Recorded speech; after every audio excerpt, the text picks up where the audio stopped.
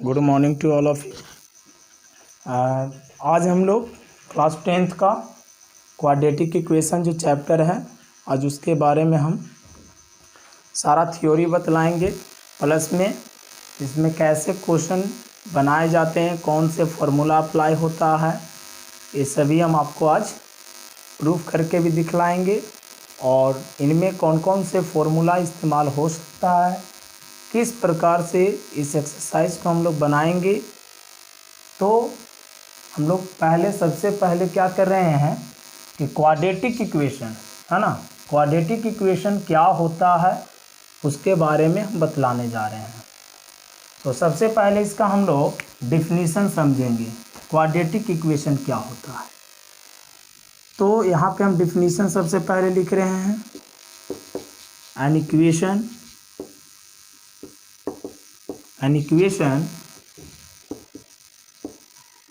which is in the form of ax square plus bx plus c equal to 0, where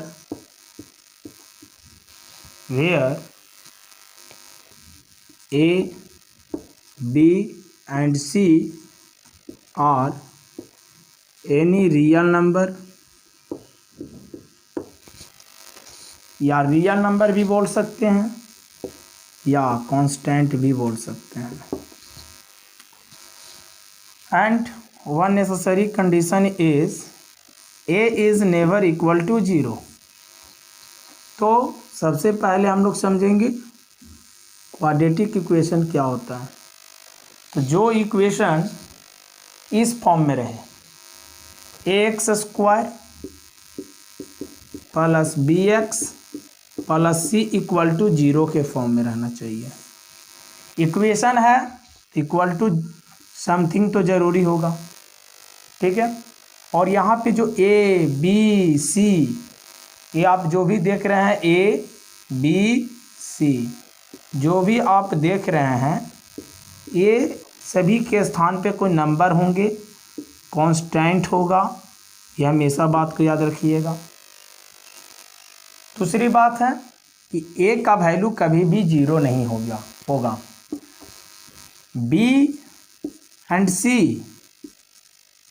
में और may not भी 0, में और may not भी 0। देखिए b का वैल्यू 0 हो भी सकता है, ना भी हो सकता है, लेकिन a कभी भी 0 नहीं होगा। यदि क्वाड्रेटिक इक्वेशन कहलाना है तो क्वाड्रेटिक इक्वेशन के लिए a का वैल्यू कभी भी 0 नहीं होगा। 0 के अलावा कोई और नंबर हो सकता है, कुछ भी हो सकता है, लेकिन 0 नहीं होगा। हाँ, इसमें b का वैल्यू, c का वैल्यू 0 हो सकता है। और दूसरी बात, यहाँ पे देखिए वेरिएबल लेटर, कौन सा लेटर यूज हुआ है, तो यहाँ पे बोल सकते हैं कि क्वाड्रेटिक इक्वेशन है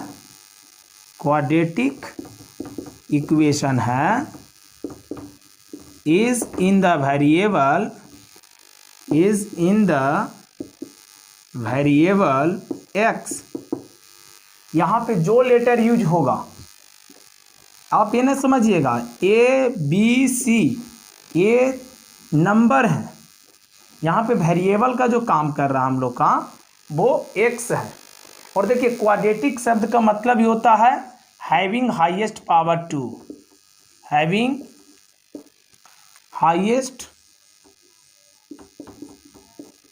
पावर 2, ठीक है। क्वाड्रेटिक पॉलिनोमियल पढ़े हैं हम लोग।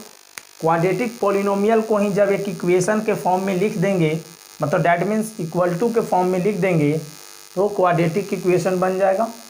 और यहाँ पे दूसरी बात समझना है कि क्वाड्रेटिक में क्या होते हैं, जो वेरिएबल होते हैं ना, उनका हाईएस्ट पावर 2 होता है। फिर से हम लोग डिफिनीशन को रिपीट करते हैं, जो भी बोर्ड पे हम बात लिखे हैं, फिर हम आपको एग्जाम्पल के माध्यम से समझाएंगे। तो यहाँ पे सबसे पहले हम लोग ये समझेंगे कि क्वाड्रेटिक इक्वेशन क्या होता है। ये बहुत ही इंपॉर्टेंट चैप्टर है एग्जाम के व्यू से। इसमें से क्वेश्चन, वर्ड प्रॉब्लम्स, है ना, रूट्स निकालने के लिए ये सब आते रहते हैं बाय यूजिंग क्वाड्रेटिक फार्मूला। तो ये सारे आते रहते हैं।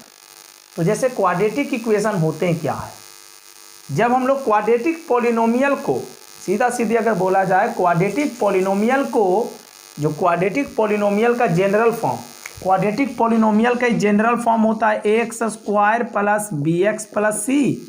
ये होता है जो क्वाड्रेटिक पॉलिनोमियल का जनरल फॉर्म है, समझे। X square plus b x plus c जो होता है वो किसी भी क्वाड्रेटिक पॉलिनोमियल को जनरल फॉर्म में लिखने के लिए यूज करते हैं हम लोग। जब इसी क्वाड्रेटिक पॉलिनोमियल को जब एक इक्वेशन में ट्रांसफ़र कर देंगे, that means equal to something लिख देंगे, कुछ भी, चाहे इक्वल टू 0 लिख दो या इक्वल टू कोई नंबर लिख दो। जब ये इसको हम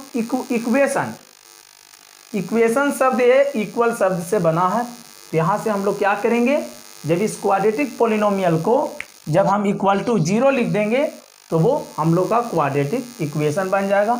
दूसरी बात यहाँ पे और समझना क्या है कि जब कोई भी इक्वेशन अगर इस फॉर्म में हो, x square plus b x plus c के फॉर्म में हो, जब कोई भी equation x square plus b x plus c के फॉर्म में रहेगा तो उसको हम लोग क्वाड्रेटिक इक्वेशन इक्वल टू 0 रहना चाहिए, है ना, उसको हम लोग क्या कहेंगे, क्वाड्रेटिक इक्वेशन कहते हैं। दूसरी बात यहाँ पे समझिए, ए बी सी, जो आपको इसमें आपको जो ए बी सी ये जो तीनों लेटर दिखाई दे रहा है अल्फ़ाबेट का, ये तीनों के तीनों कांस्टेंट का यहाँ पे काम करेंगे। ये तीनों के तीनों क्या होंगे, कोई नंबर होंगे, कोई लेटर होगा, समझ में आई बात। और उसमें एक कंडीशन दम अप्लाइड है, इसको दम हमेशा फुलफिल होना ज़रूरी है। यहाँ पे बी और सी, बी का वैल्यू सी का वैल्यू 0 होगा, लेकिन ए का वैल्यू कभी भी 0 नहीं होगा। बी और सी 0 हो सकता है, बी का वैल्यू और सी का वैल्यू 0 हो जाएगा, लेकिन ए का वैल्यू कभी भी 0 नहीं होगा। देखिए यहाँ पे हम साफ साफ लिख दिए हैं कि जो ए होगा, बी होगा और जो सी होगा, ये तीनों के तीनों क्या होंगे, रियल नंबर होंगे, या उसके स्थान पे कोई कांस्टेंट होगा, कोई नंबर होगा, समझें, क्या होगा, कोई नंबर होगा। और यहाँ पे देखिए, तो इस जनरल फॉर्म में हम लोग जब ए और बी और सी जब कोई नंबर हो जाएगा तो एक्स, जो आप एक्स देख रहे हैं, एक्स क्या हुआ, यहाँ पे वेरिएबल का काम कर रहा है। मतलब जो क्वाड्रेटिक इक्वेशन है वो किस वेरिएबल में है, एक्स में है। ठीक है, इतना बात समझ में आ गया। अब उसके बाद देखिए, और दूसरी बात, क्वाड्रेटिक शब्द का मतलब होता है द्विघात, है ना। हिंदी में इसको हम लोग लिखते हैं द्विघात। द्विघात, द्वि का मतलब 2 हो गया, द्वि का मतलब 2 हो गया, और घात का मतलब होता है हिंदी में पावर, है ना। हम लोग घात को, पावर को हिंदी में क्या लिखते हैं, घात। तो यहाँ पे देखिए हाईएस्ट पावर 2 है, वेरिएबल के ऊपर हाईएस्ट पावर कितने हैं, 2 है। तो ये हुआ क्वाड्रेटिक इक्वेशन का डिफिनीशन। अब देखिए इसमें इसका रूट्स कैसे निकाले जाते हैं। दूसरी बात है, इसमें एक और टॉपिक है, standard form of a quadratic equation. तो standard form of a quadratic equation कहने का मतलब हुआ कि जब हम लोग, देखिए अब नेक्स्ट टॉपिक हम लोग का है standard form of a quadratic equation का मतलब क्या होता है। और इसको देखने के बाद आप लोग को जैसा लगेगा वैसा कमेंट करिएगा। अगर अच्छा लगेगा तो, है ना, मेरे चैनल को ज़रूरी आप सब्सक्राइब कर दीजिएगा। ऐसे ऐसे वीडियो और आपको, है ना, बना कर देते रहेंगे। देखिए यहाँ पे सबसे पहला नेक्स्ट टॉपिक हम लोग का स्टार्ट होता है। दूसरी बात है, पहले हम एग्जांपल की बात कर लेते हैं कि क्वाड्रेटिक इक्वेशन आखिर किस फॉर्म में होगा। तो देखिए इसका कुछ एग्जांपल देख लीजिए। जैसे मान के चलो 2x square plus 3x plus 4 equal to 0।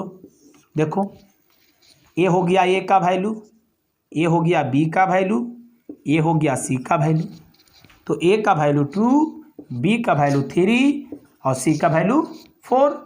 तो यहाँ पे ए का वैल्यू 2 हो गया, बी का वैल्यू 3 हो गया एंड सी का वैल्यू क्या हो गया, 4 हो गया।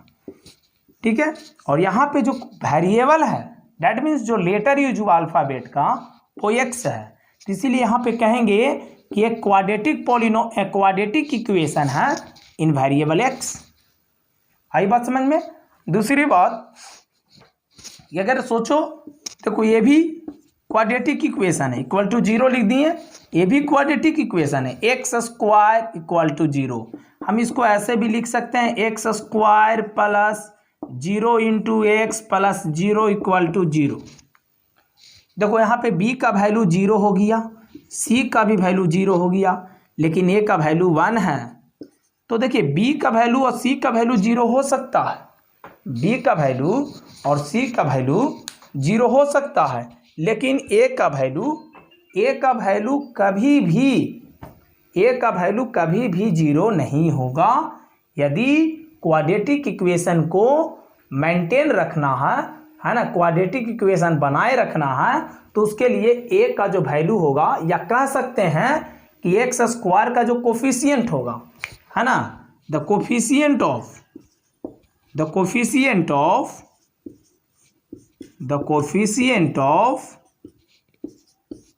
X square is never equal to 0।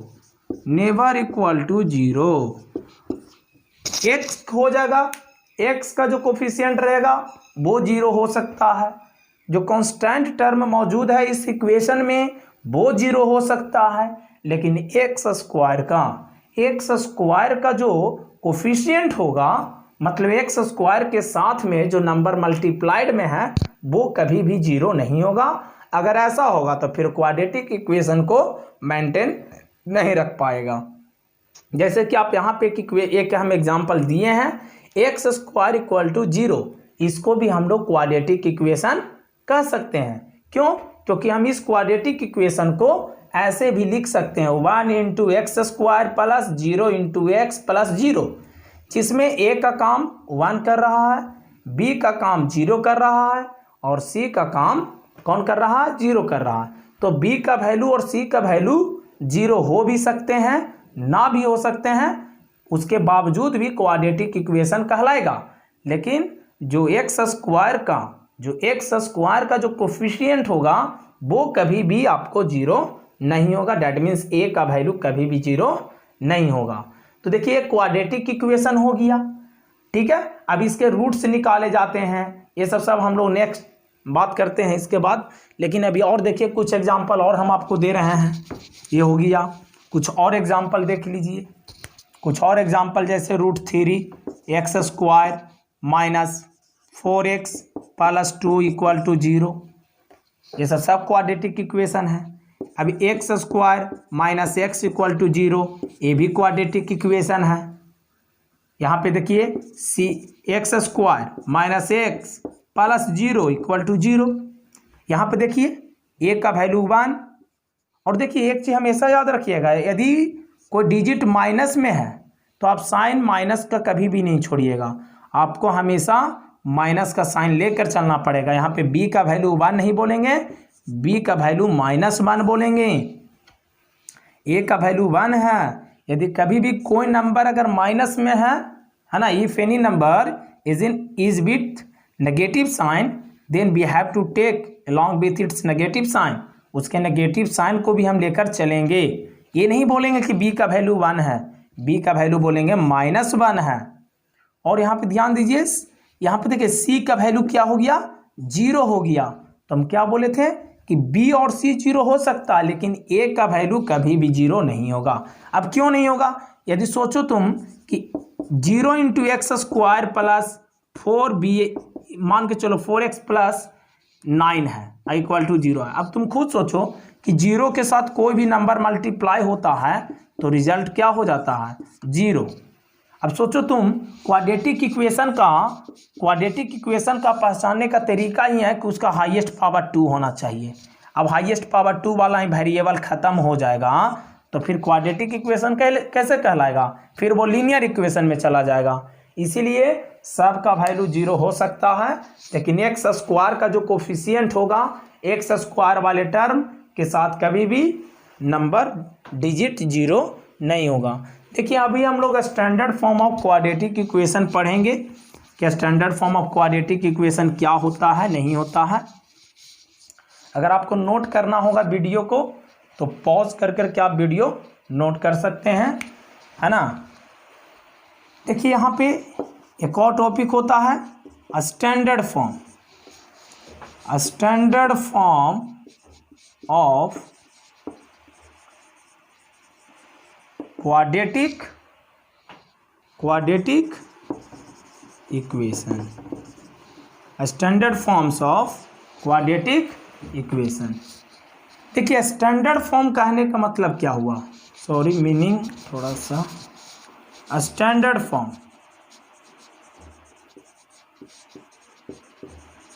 Standard form of quadratic equation का मतलब होता है जब हम लोग किसी भी, जैसे हम एग्जाम्पल के माध्यम से पहले समझाना चाहते हैं, उसके बाद इसका हम डिफाइन लिख देंगे।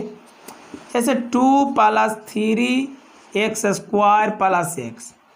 देखिए किसी एक वेल मैनर्ड में अरेंज नहीं है, इक्वल टू 0, सपोज डेट ऐसे लिखा हुआ है।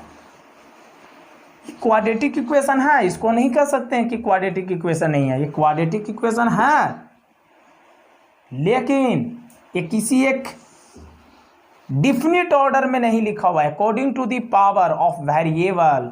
देखिए पहले कांस्टेंट आ गया, फिर उसके बाद पावर 2 है, फिर पावर 1 है।